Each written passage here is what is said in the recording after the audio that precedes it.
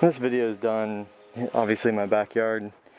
You know, I'm wearing my paintball mask, have a camera on the side of it, contour roam, still at 30 feet per second. Alright, so anyway, this is the control box that I put together. Basically just has the, original, plug from the burner coil here, which obviously I took apart, spliced back together. The internals, the switches from that, I bent the bracket so it would fit inside this box. The lights from that originally. And then what I did is I extended the cords. So, I mean, really there's just two of them, but I just did it this way. But you gotta know a little bit about electricity. This is the same thermo-resistant wire, the 1200 degree Fahrenheit wire insulation that you see here, acting as a seal or a gasket, whatever, between the two. I didn't set them together, and there's also just a little bit of imperfections. They kind of wave back and forth, so you'll have a lot of smoke coming out of those. Just didn't want that, so I put it there also with the epoxy. But here you'll see the two connectors that will go onto the actual burner coil. So what I'll do is take these and feed them up.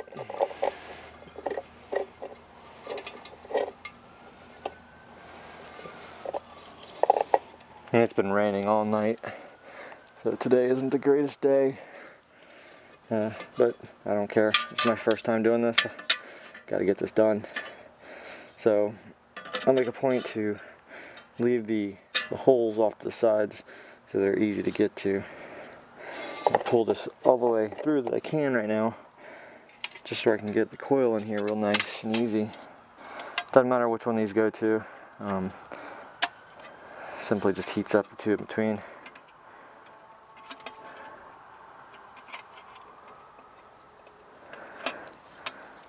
Okay, what I'll do is I'll pull this back down.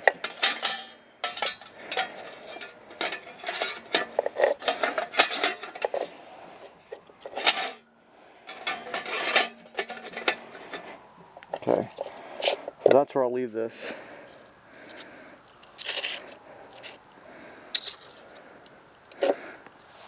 So yeah, my box is safe. I mean, as long as it's not in standing water, it's okay.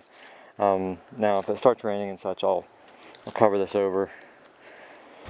So, in here, like I said, the burner is set up. Got our pie plate. You can see I've already nailed it once. I need to probably get a new pie plate, probably a cast iron skillet, and saw the handle off, because that would be an upgrade. And so then we have the wire grate, which sits right here. Can't go any farther because it's wedged in there. And then we'll throw the other one on top. I'll preheat it right before I know the meat is dry. But there you have it. Pot smoker, all nice and neat. Need to give it a nickname. Pot smoker just sounds funny. I know, kitchen's a mess, huh? Just soaking the wood chips that I'm going to be using. And you see here the meat that I'm going to be doing. I'm going to do two different things with them, but they're both brined together in a nice little cooler. So they're brined in here all night with salt, molasses, and water. And then I'll let them dry up, let them get a little the pellicle on them, see how that works, and then put some seasonings on both of them. Two different types. That's the pulled pork brine, which is 12 ounces of pickling salt, 8 ounces of molasses, and 2 quarts of water, which is 4 pounds. Fat side up while they're in the brown, 12 to 15 hours. So that was overnight. Then for I think for the one over here, we'll be doing a pulled pork dry rub, which is the 1 teaspoon of whole fennel, whole coriander, and whole cumin, and then 1 tablespoon of chili powder, onion powder, and paprika. Put that on right before you put it on the smoker. and cook it 8 to 12 hours, let it rest for an hour, pull it. The other one here, I'm going to be putting 2 cups of dark brown sugar, 2 tablespoons of kosher salt, 1 tablespoon black pepper, 2 teaspoons each of chili and onion powder, and then 1 teaspoon each of garlic powder, dried sage, dry thyme leaves, mustard powder, cayenne pepper, and paprika. So that one's going to be a little more crusty. It's a good rib recipe apparently, so I'm just going to try it on these, see what happens. So I'll let this go. The wood chips can soak for that amount of time too. And so here the smoker is in action. I mean, obviously it's smoking pretty good from up top. I'm going to shut off one of the vents.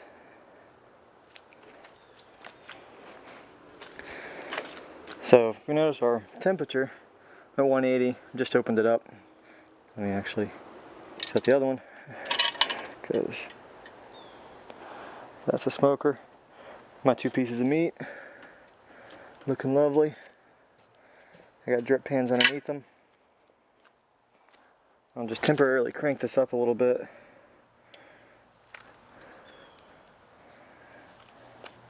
Smoking from the bottom, so that tells me I need to yank one from the top. And I'll go ahead and plug this. Same amount of air going in, the same amount of air going out. And let's do this. I'm just aiming like that. So basically the one plug is loose down here. Let's out up here. I know I've got good circulation going through it. You notice there's very little leakage around the sides here. And that's just because, you know, it took the time to make that gasket.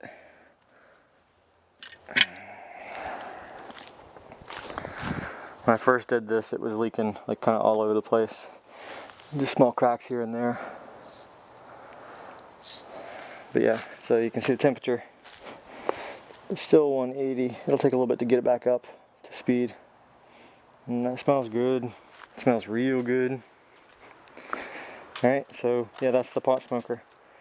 The temperature has a, you know, this one at least comes with a thermostat that whenever it reaches a certain temperature, it shuts off. And you can tell because you can feel it click whenever the temperature is too high, so it doesn't need to be on basically. So if it knows the temperature's on, it just, you know, like right now, right there, it just clicked. So this right here doesn't matter. It's off right now. And if this light, if it was, you know, nighttime, I could obviously see the light, but I can feel it click right there. And you can see the light come back on a little bit. So I know the burner's on, but I'm going to turn it, play right there for right now. It's climbing back up, and I'll watch it real quick because now that it's got the meat in there, it's temperature's going to be a little bit different.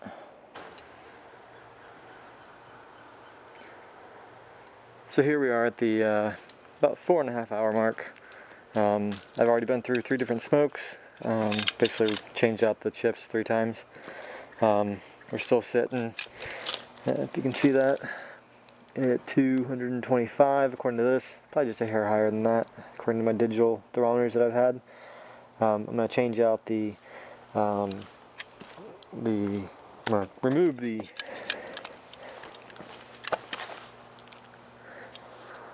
going to remove the chips now. They're all burned up.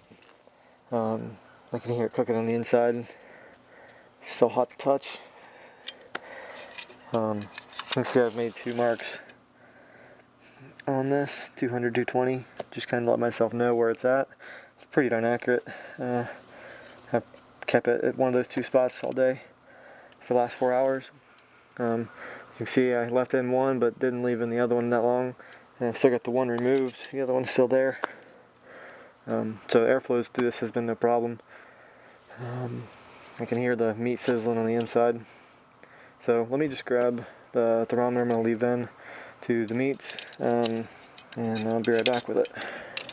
So here we are at about the 4.5 hour mark. I just opened it up, just checking on the meat and such. The temperature was almost to what I wanted. Thought it would take a little bit longer today, but I guess that's why you check it all the time. So I took out 2 pans. as you can see, they're filled with a bunch of crap, crud and everything. I also, sorry for my other cork. I also took out the smoker pan and the wood chips. I take them over here and I just flood them with water, basically cool them down. As you can see, they're all charcoal now.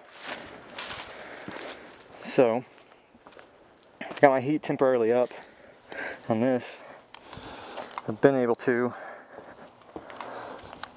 keep it pretty much at the 220 mark with no complications. If you look at this really close, you'll see that this is low, this is medium, and this is high, with back to this way being off according to this part right here. So I'm at like medium, low, whatever right now, just to get it back up to temperature.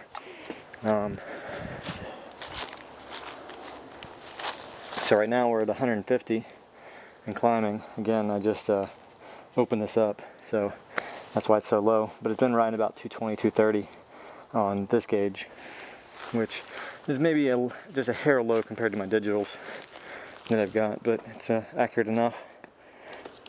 I've also got this, which, as you can see, is set for pork, medium, medium, which is target temp of 160. Currently at 144, so I might have like another hour left, not even, and I'll be done. But yeah, so that's what we're doing. I'll open this up real quick just so you can see what's going on.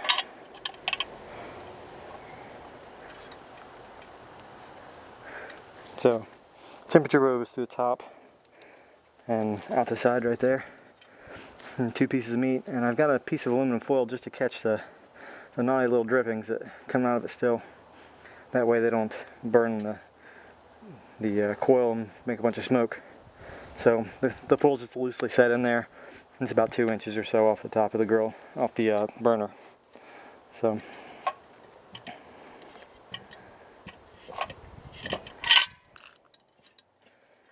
you can touch this with the outside. I mean, it's not terribly hot, especially right now because it's only like 150 or so.